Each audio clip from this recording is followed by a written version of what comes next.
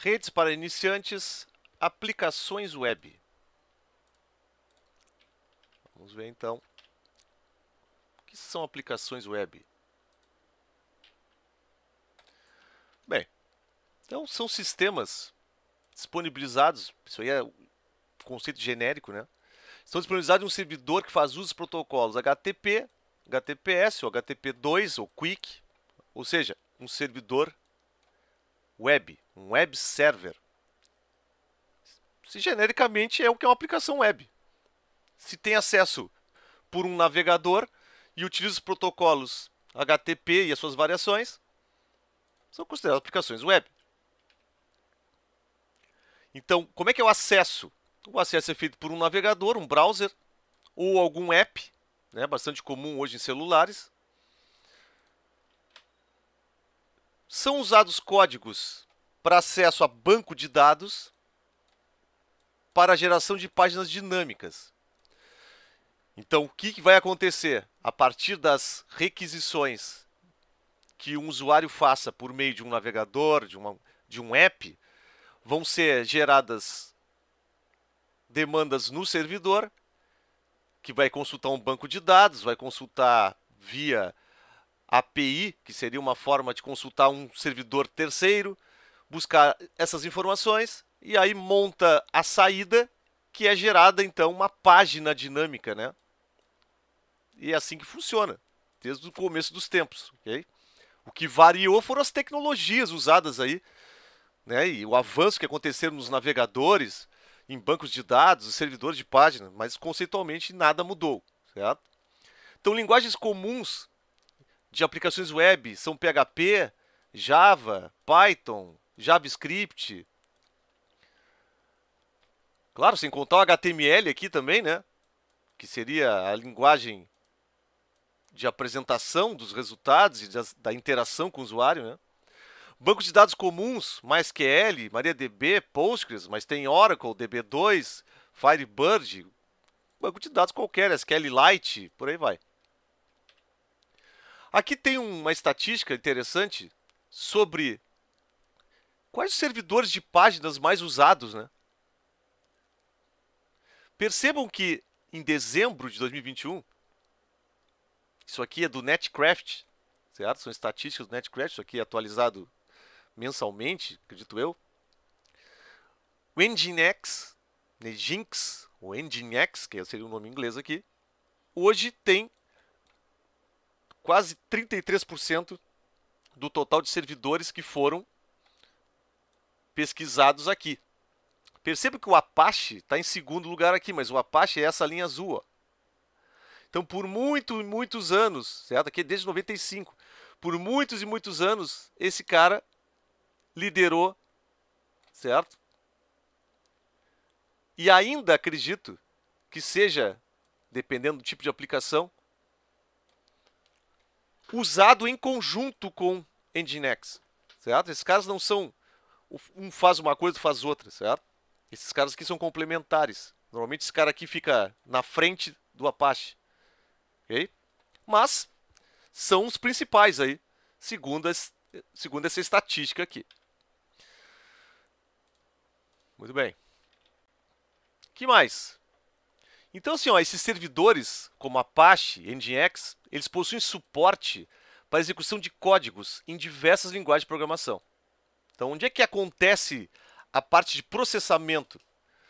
Grande parte dela acontece do lado do servidor. Então, desse lado do servidor é que existe a conexão com um banco de dados, por exemplo, que existe a conexão com APIs, que existem os arquivos que têm que ser disponibilizados. É lá do servidor.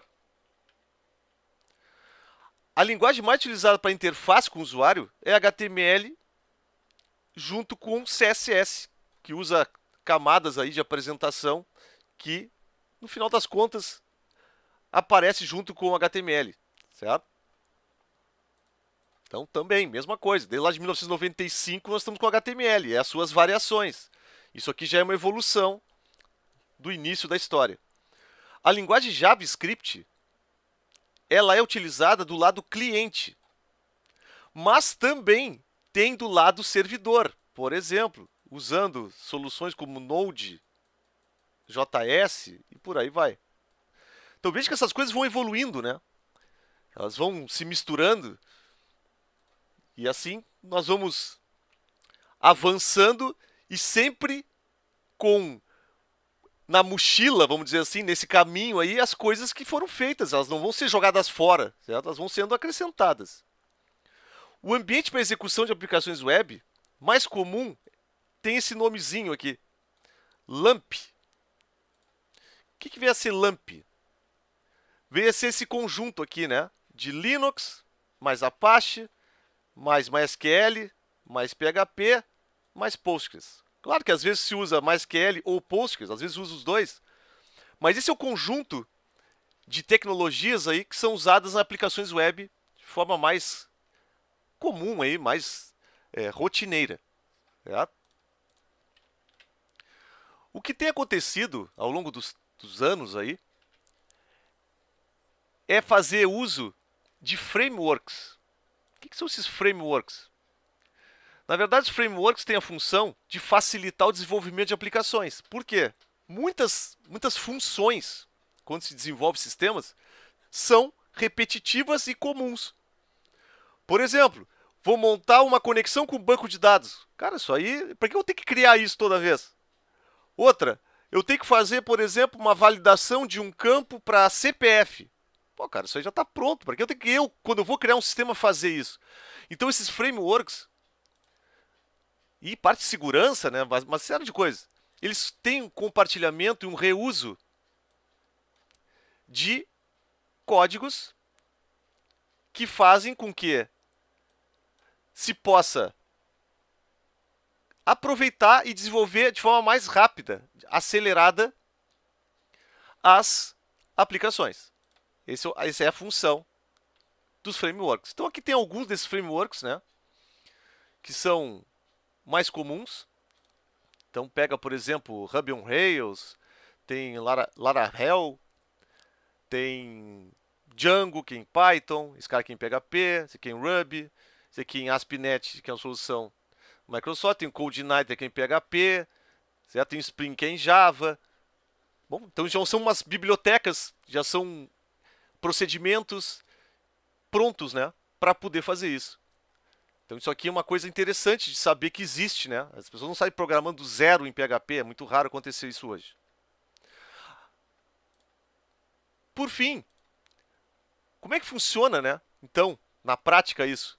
Imaginem que um navegador aqui, por exemplo, Firefox, Chrome, ao acessar o servidor e fazer uma requisição qualquer, ou simplesmente conectar, preencher aqui um login, por exemplo.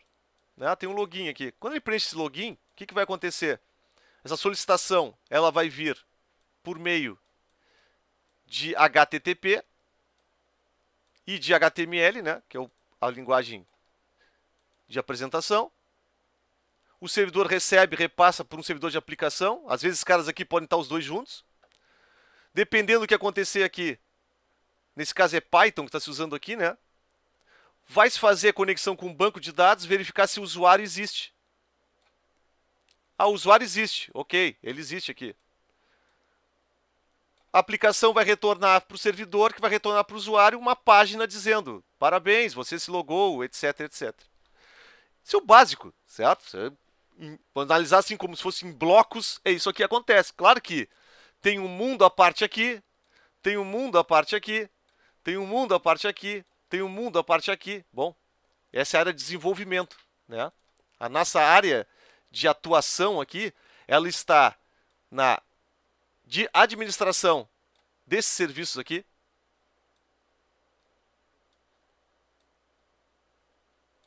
Esse é o nosso foco.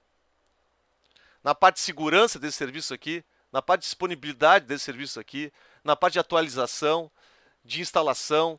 Esse é o papel da parte de redes. O desenvolvimento aqui compreende uma outra competência que não é a nossa, ok?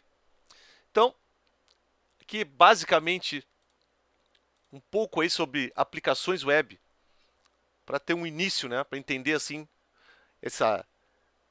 esses blocos aí, como é que eles se encaixam. Então, a partir daqui, vocês podem explorar mais.